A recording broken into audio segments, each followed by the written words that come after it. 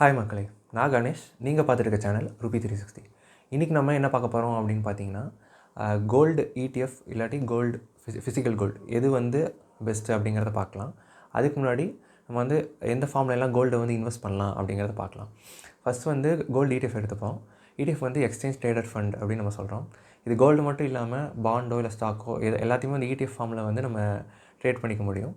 அதில் வந்து கோல்டு ETFும் ஒன்று. இது வந்து என்ன பண்ணுவாங்க அப்படின்னா, நம்ம ஃப்ராக்ஷன்ஸில் வந்து கோல்டை வந்து வாங்கலாம் ஸ்டாக் மார்க்கெட்டில். அதுக்கு ஈக்குவலண்ட்டான அமௌண்ட் ஆஃப் கோல்டு வந்து பர்ச்சேஸ் பண்ணி வச்சுருப்பாங்க. ஸோ இதை வந்து gold ETF. Physical gold next. அது உங்களுக்குலாம் தெரியும், நம்ம கடையில் போய் ஜுவல்லரியில் வாங்குறது 22 கேரட் 24 கேரட் நம்ம வாங்குறது. நெக்ஸ்ட் வந்து கோல்டு மியூச்சுவல் ஃபண்டு. இவங்க என்ன பண்ணுவாங்க அப்படின்னா, பொதுவாக வந்து மியூச்சுவல் ஃபண்ட் வந்து நம்மக்கிட்ட அமௌண்ட்டை வாங்கி கலெக்ட் பண்ணி அவங்க வந்து ஷேர்லேயோ இல்லை பாண்ட்லேயோ அந்த மாதிரி இன்வெஸ்ட் பண்ணுவாங்க. அது மாதிரி கோல்டு ஃபண்ட்ஸ்லேயும் அவங்க இன்வெஸ்ட் பண்ணுவாங்க. அவங்க வந்து இதே ETFல தான் அவங்க வந்து மோஸ்ட்லி இன்வெஸ்ட் பண்ணுறாங்க.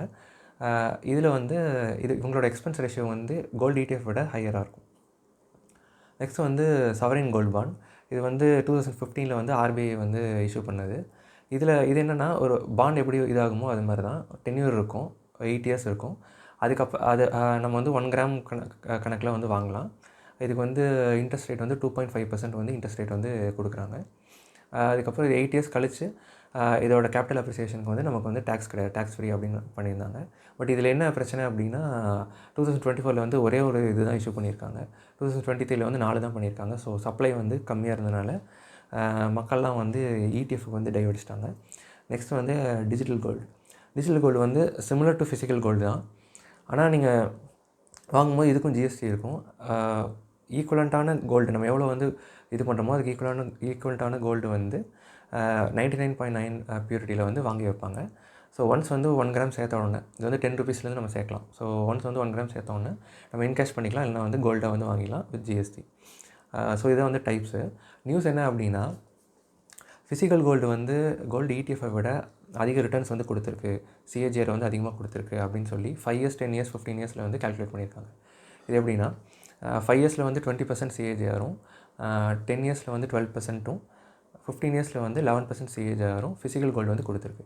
இதே வந்து கோல்டு ETF எடுத்திங்க அப்படின்னா, அது வந்து 5 இயர்ஸில் 13 to 14%ம், 10 இயர்ஸில் வந்து 10% கிட்டையும், 15 இயர்ஸில் வந்து 9.5% கிட்ட வந்து கொடுத்துருக்கு.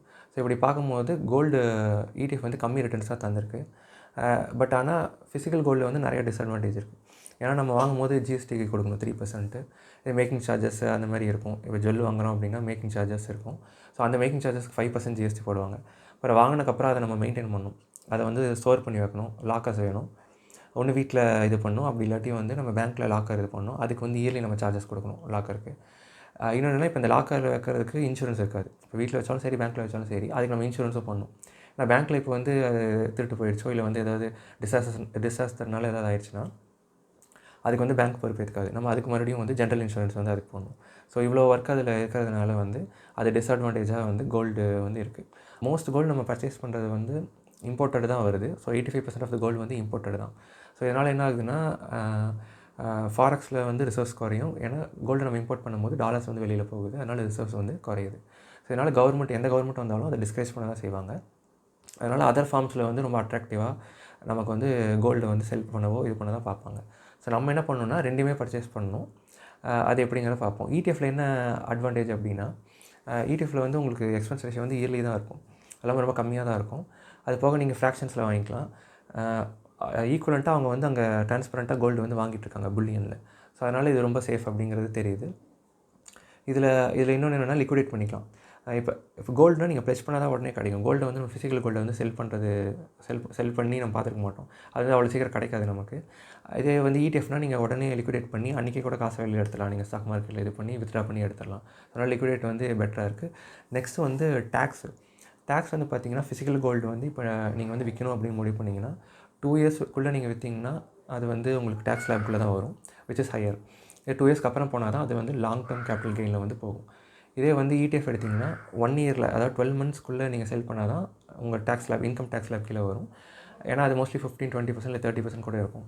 ஸோ இது வந்து 1 இயர் தாண்டி நீங்கள் அதுக்கப்புறம் வந்து அதை செல் பண்ணுறீங்க அப்படின்னா உங்களுக்கு 12.5% வந்து டேக்ஸாக வந்து இருக்குது. ஸோ இதனால் மோர் அட்வான்டேஜ் வந்து இடிஎஃப்ல இருக்கிறதுனால எல்லோரும் இடிஎஃப் வந்து ப்ரிஃபர் பண்ணுறாங்க.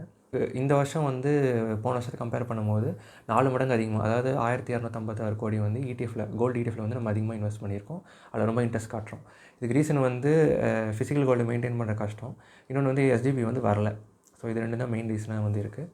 நம்ம வந்து ஹைப்ரிட்டாக போகிறது தான் பெட்டராக இருக்கும். ஸோ இப்போ ஏதாவது ஃபிசிக்கல் கோல்டு வந்து எமர்ஜென்சிக்கு வேணும் நமக்கு. ஸோ அதனால் அது வந்து கம்மி லெவலில் இருக்குன்னா நீங்கள் வீட்டிலே சேவ் பண்ணி வைக்கிறதும், இப்போ ஸ்டோர் பண்ணி வைக்கிறதும், அதிகமாக இருக்குது அப்படின்னா நீங்கள் இன்சூரன்ஸ் பண்ணி தான் பண்ணணும்.